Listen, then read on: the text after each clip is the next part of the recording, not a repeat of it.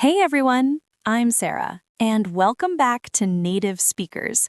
I'm originally from California, and I've been teaching English for over 8 years now. And I'm Johnny from New York. I'm a native English speaker who loves breaking down the real English that people actually use in everyday life, not the boring textbook stuff. Today, we're diving into something super exciting and maybe a little bit controversial. Dating and romance vocabulary, the words and phrases native speakers actually use when they're interested in someone, flirting, or navigating relationships. And trust me, these are not in your typical English textbooks. So grab a notebook and let's get started. All right, Johnny, so let's set the scene. Imagine meeting someone at a coffee shop and being interested in them. What's the first thing you might say? Okay, so here's where it gets interesting. Most English learners know, "Do you want to go out with me?" But native speakers, we rarely say it that directly, especially at first. Exactly. We usually start with something way more casual. For example, I might say, "Hey, do you want to grab coffee sometime?" Or even more casual, "We should hang out sometime." Notice how I said hang out instead of go on a date? That's the first shocking secret. Native speakers often avoid the word date at the beginning because it feels too formal or puts too much pressure on the situation.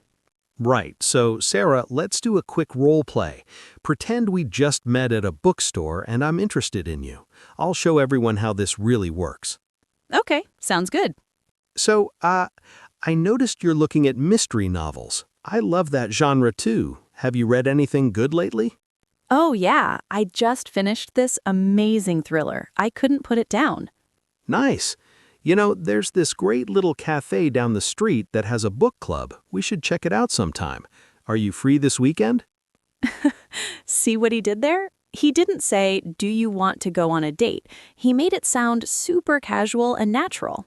Exactly. I use the phrase "we should," which is super common. It's suggesting without being too direct or pushy. And this brings us to another important phrase. Are you free? This is how we ask about someone's availability without making it sound too formal. Now, let's say Sarah is interested in me too. What might she say? I'd probably say something like, "Yeah, that sounds fun. I'm free Saturday afternoon." Perfect. Notice she said, "That sounds fun," not, "Yes, I will go on a date with you." This keeps things light and casual. Now, here's another shocking phrase that English learners don't usually know. I'm kind of into you. Ooh, that's a good one.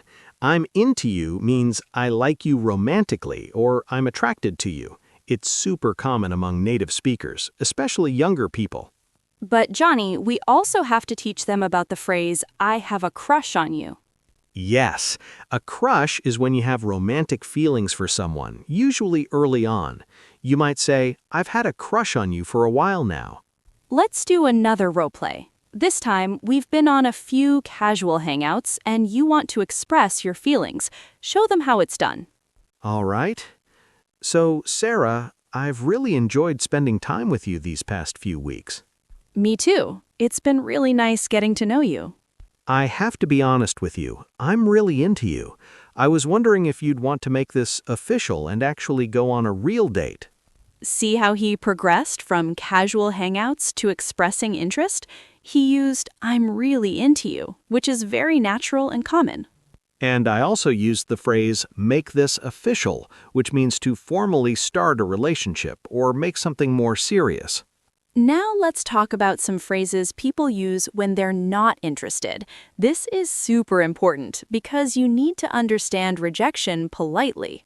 Oh man, this is crucial. The most common one is, "I just want to be friends." Exactly. If someone says, "I think we're better off as friends," or "I just want to be friends," they're politely saying they're not interested romantically. Another one is, "I'm not really looking for a relationship right now." Right. And here's a shocking one that confuses many learners. It's not you, it's me. Oh, the classic.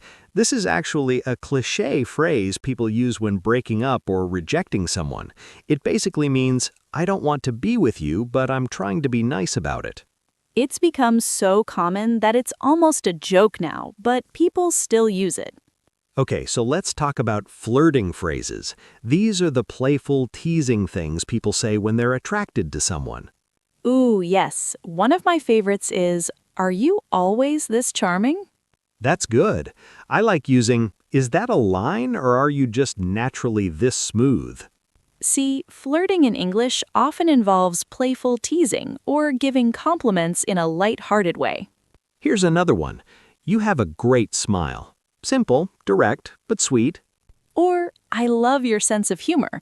Compliments about personality are huge in English-speaking cultures. Now let's talk about texting and dating in the digital age, because this is where things get really interesting. Oh boy, yes, there are so many phrases and slang terms that come from texting and online dating. First up, DTR. This stands for Define the Relationship. It's when two people have a conversation about what they are to each other.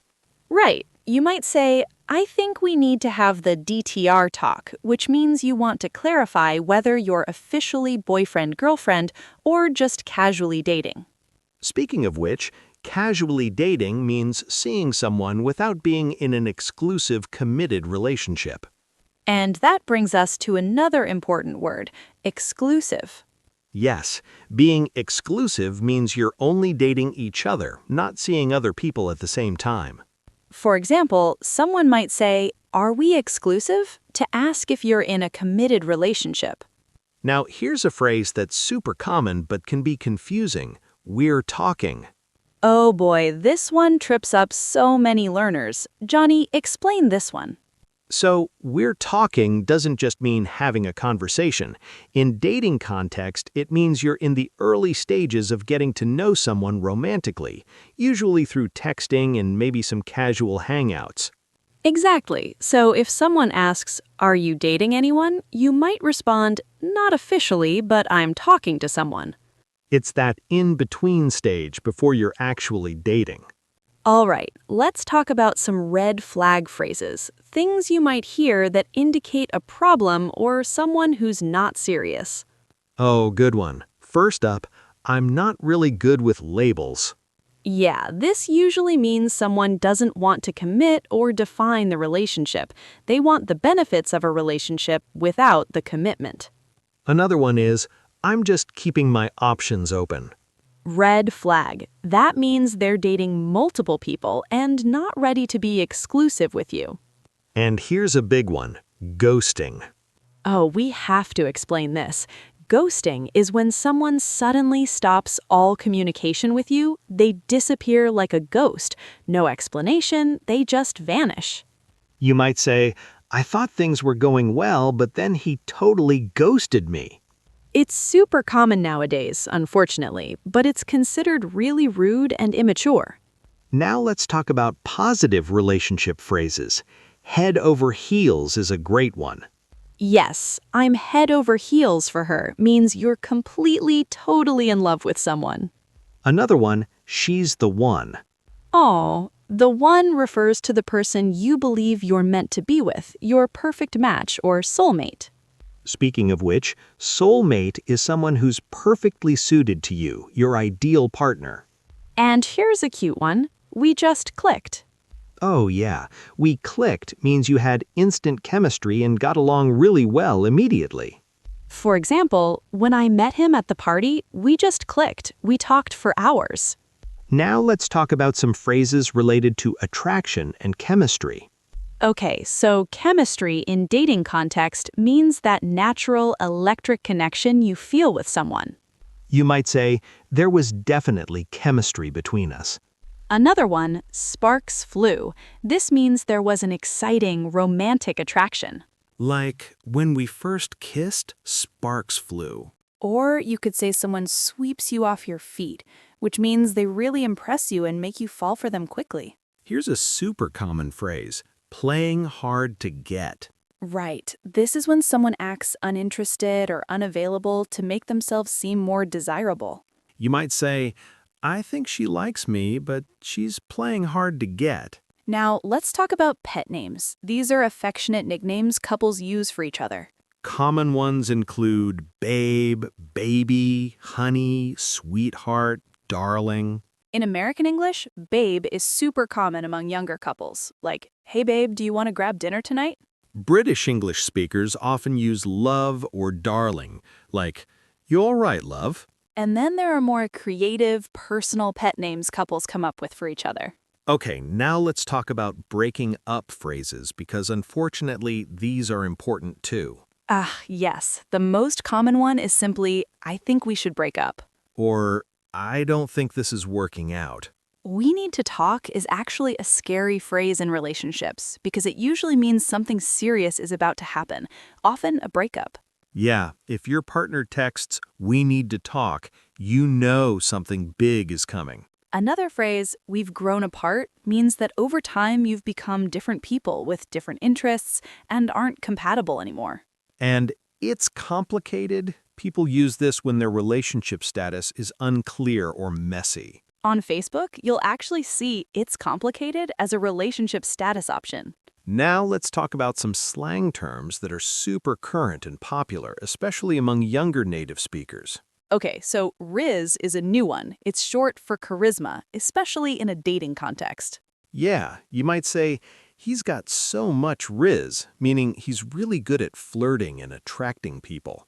Another one, situationship. This is like a relationship but not officially defined. It's that confusing state where you're more than friends but not quite in a committed relationship. Friends with benefits is another important one to know. This means two friends who have a romantic or physical relationship but aren't in a committed romantic partnership. And benching. This is when someone keeps you as an option while they pursue other people. Like keeping you on the bench in sports, waiting to see if they'll need you later. It's not nice. Another one, breadcrumbing, when someone gives you just enough attention to keep you interested, but never commits or follows through. They leave you little breadcrumbs of attention, but nothing substantial. Now let's talk about positive, committed relationship phrases. Yes, going steady is an old-fashioned but still used phrase meaning you're in an exclusive relationship. Settling down means you're ready to be in a serious, long-term relationship, maybe even get married. Like, I think I'm ready to settle down and find the right person. Tying the knot means getting married. And popping the question means proposing marriage. For example, he finally popped the question last night. We're engaged. Speaking of which, let's talk about proposal and marriage vocabulary. Will you marry me is the classic proposal question, obviously. But some people get creative. Will you make me the happiest person in the world? After the proposal, you're engaged. That means you've agreed to get married but haven't done it yet. And your fiancé for a man and fiancée for a woman is the person you're engaged to.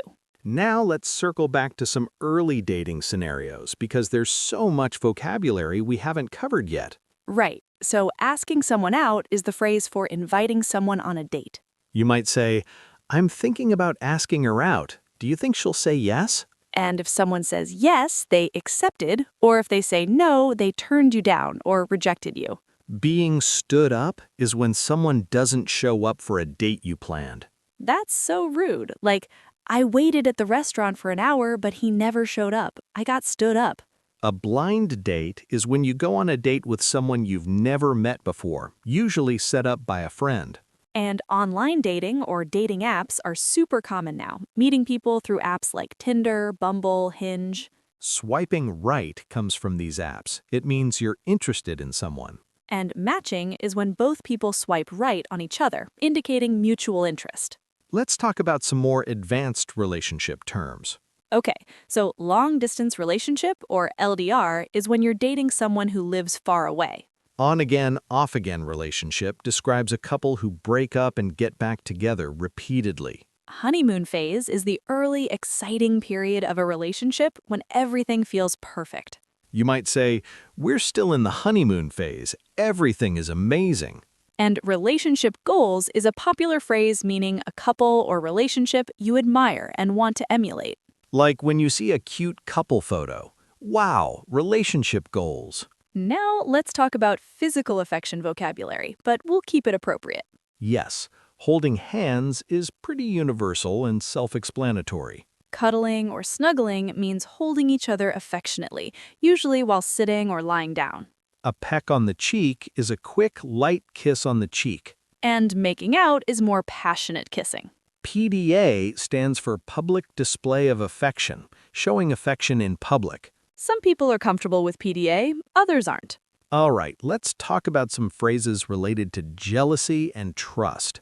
Oh boy, the green-eyed monster is a poetic way to refer to jealousy. Yeah, you might say, I felt the green-eyed monster when I saw her talking to her ex. Trust issues means difficulty trusting people in relationships, usually from past experiences.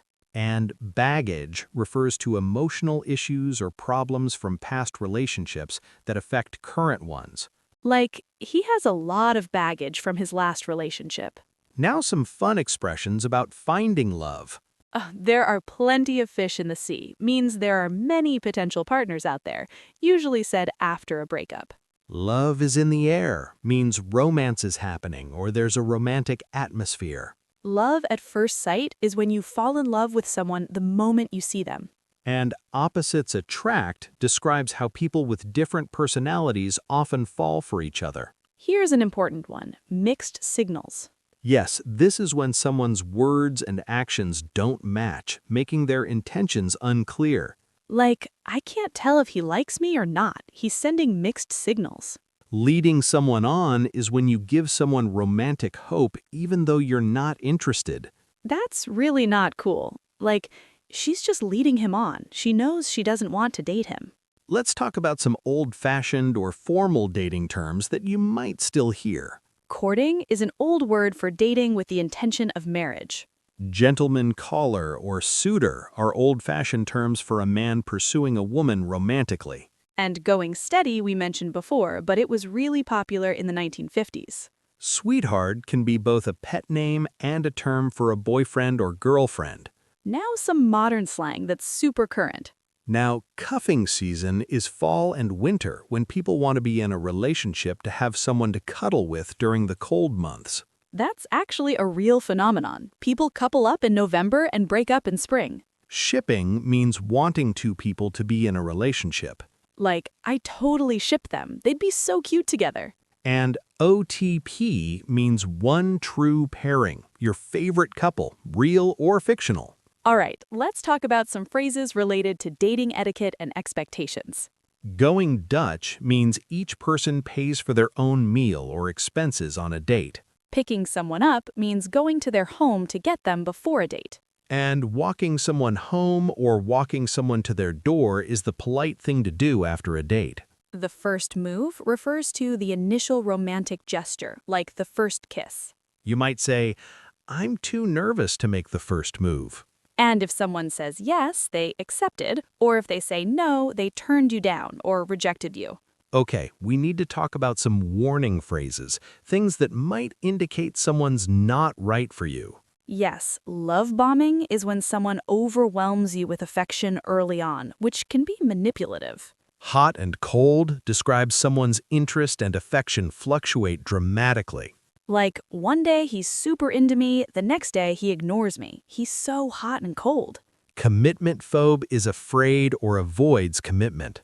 And player is someone who dates multiple people casually without serious intentions, often being dishonest about it.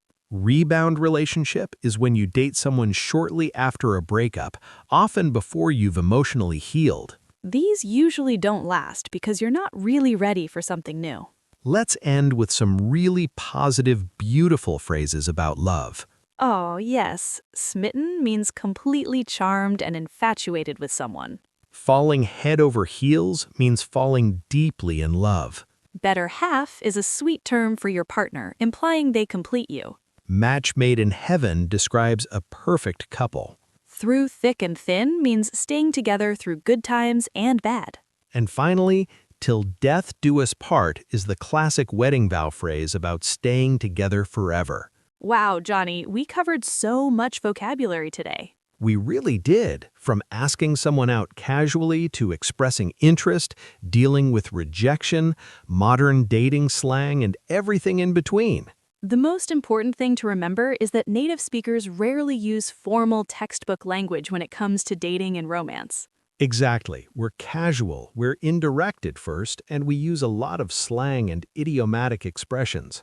And these phrases change over time. What was popular 10 years ago might sound outdated now. That's why it's so important to keep learning from native speakers and staying current with how English is actually used in real life.